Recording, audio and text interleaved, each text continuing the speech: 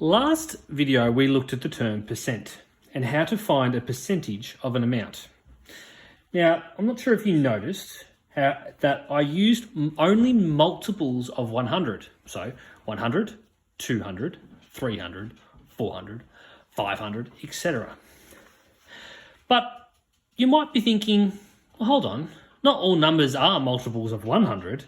Some numbers are smaller than 100. What do I do there? Can I use the same thinking as I did for the hundreds? Well, yes and no. We need to change the way we look at our number. So I'm going to show you two graphs, or two hundreds charts. Here they are. Both of these equal to 100 individual parts. Now, on both of them, 30 parts are shaded. So we're trying to find 30%. And since there's only one of them, and I'm using them separately, so 30% of 100. Now this is out of 100, you can see my 100 here. However, this one is a little bit different. I've actually renamed this and made it not 100, but 10 tens.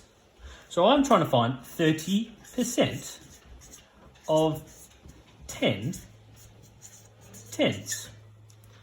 Now, you should already know that the answer for this one will be the same one for this one, because 10 tens is the same as 100 if we've renamed it. So, having a look at both of our graphs, both of our hundreds charts, we can see some similarities.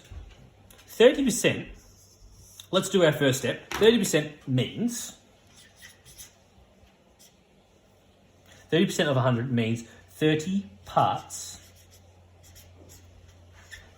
per 100, or 30 for each 100. Now, since we've only got 100, there will be 30 parts shaded in. Now, we know it's going to be the same thinking, so 30 parts per 100. The only difference is we actually don't have hundreds to work with, we've got tens. Now, have a look at these two graphs. When they look like this, they look a little bit different. But if I rotate this one, you'll see they are actually the same thing. 3 of the columns are shaded in, and in total there's 100 in each. So they've both found 30%. However, with this one, I've considered it out of the whole.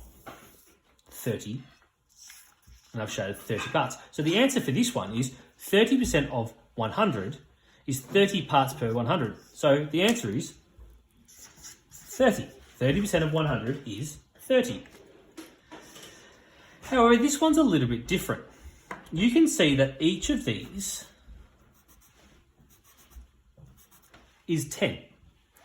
So 1 10, 2 tens, 3 tens, 4 tens. And in each 10, 3 of my parts are shaded in. 1, 2, 3. 1, 2, 3, 1, 2, 3, all the way down. So what I can write a statement to that. It could be 30 parts per 100, but it can also be 3 parts per 10.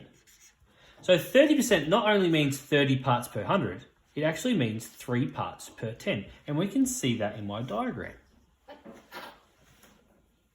This is what we call proportional thinking. We're going to go more into that at a later date, but it's good to know the type of thinking you're doing. Now, to go a bit further, we can say that 30 divided by 10 gives us 3, or 3 times 10 gives us 30. So they are in proportion, they are factors of each other. 10 times 10 gives me 100, or 100 divided by 10 gives me 10. So these are also in proportion. They're in proportion of 10.